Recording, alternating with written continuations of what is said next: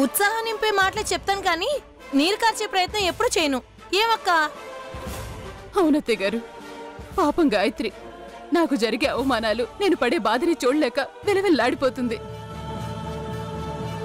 నా పక్కనే ఉండి నన్ను ఓదారుస్తూ నా మేలు కోరే మాటలు చెప్తుంది. సంతోషం. ఇంకా ఏడు పాపు. ఏదో వ్రతం అన్నారు, అయిపోయిందా? అయిపోయింది అత్తయ్య గారు. పెదబాబు ఎక్కడున్నాడు? గదిలో ఉన్నాడు అత్తయ్య గారు. పిలవమంటారా? అక్కర్లేదు.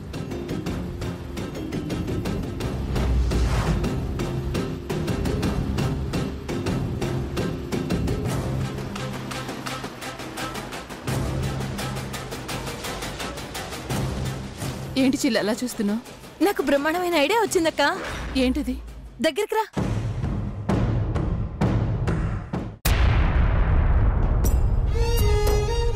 పాటి తెలియకుండా పూజ చేసింది.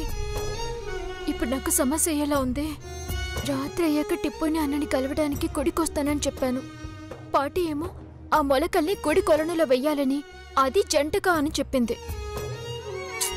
టిప్పు అన్న ఉన్నది ఆ గుళ్ళోనే. నాతో పాటు పెరియబాబు వస్తే వాళ్ళని చూస్తే వాళ్ళని అక్కడే ఉండమని చెప్పి నేను ఇరికించినట్టు అవుతుంది. మురుగా ఇప్పుడేం చేయాలి? పెరియబాబుని తప్పించుకొని నేను ఒక్కదాన్ని గుడికి వెళ్ళడం ఎలా?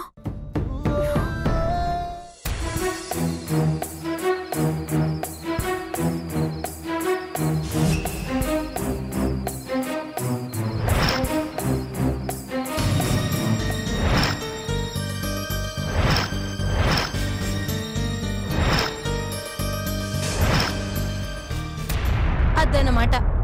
ఎలా ఉంది? బాగుంది గాయత్రి. కాకపోతే ఇంకేం అనుమానాలు పెట్టుకోకక్క. పద. నువ్వురా.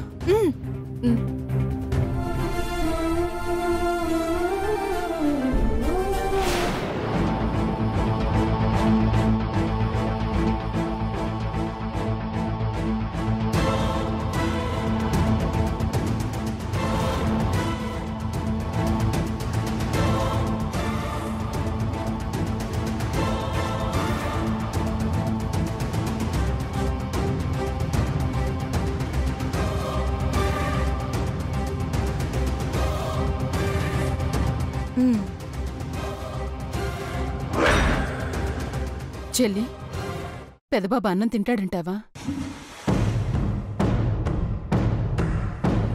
నువ్వు చెప్తే తింటాడు. మరి ఇప్పుడేమో మరి తెలీదు. అదేంటి, అది పెట్టేసిందా? తినేశాడా? అక్క, నీకసలు మొత్తండే మాట్లాడుతున్నావా? ఏమేం చెల్లి?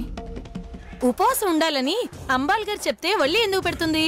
అది పెట్టదనే కదా నిన్ను పెట్టమని, ఉపవాసం చెడగొట్టమని నీకు ఐడియా ఇచ్చింది. వాడుకో అక్క, ఆలస్యం చేయకు. ఇప్పుడు కనుక నీ మాట విని పెద్దబాబు తిన్నాడంటే వాడు నీ సైడే ఉన్నాడని అర్థమవుతుంది. తినకపోతే ఇక నీ కొడుకు నువ్వు మర్చిపోవాల్సిందే. ఆహా, అలా జరగడానికి వీల్లేదు. వీల్లేదని ఇక్కడే ఉంటే ఎలా? వెళ్ళి నోట్లో కుక్కు. కుక్కుతా. అక్క, నేను రావద్దా? రా చెల్లి, రా.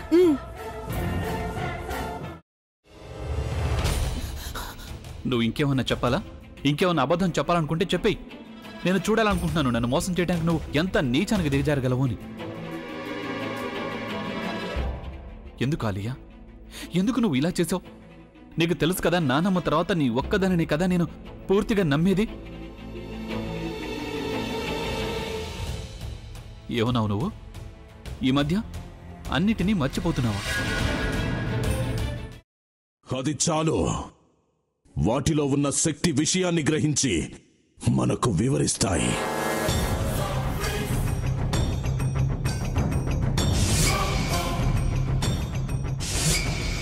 ఎవరు ఆ దండ విప్పొద్దు, గది తలుపులు తెరవద్దు.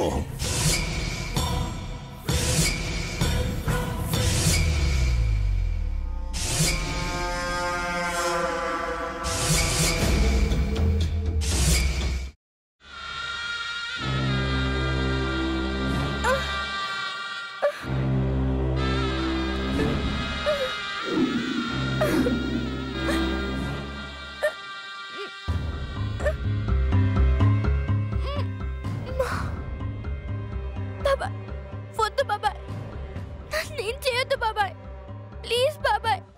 నీకు నిజం తెలిసినప్పుడే నా ఆలోచనలో నువ్వు చచ్చిపోయావు. అబ్బా ప్లీజ్ కొంచెం తినండి ప్లీజ్. భీమారావు గారు మీరా? ఇగో మీరా కాదు సక్కుబాయ్. అవును, మీ పనామే లేచిపోయిందని చెప్పి కంప్లైంట్ ఇచ్చినావు కదా. రేయ్, ఆయన కంప్లైంట్ ఇచ్చింది లేచిపోయిందని కాదు, కనిపించడం లేదు అని. అట్లానా? సరే మేడం. ఇడియట్. ఆ వంట మనిషి పేరేంటన్నారు? రత్తాలు మేడం. ఏం పెద్ద మంచి, నీ వంట మంచిని కూడా మేడం అని పిలుస్తావా? రేయ్ హాఫ్ బ్రెయిన్,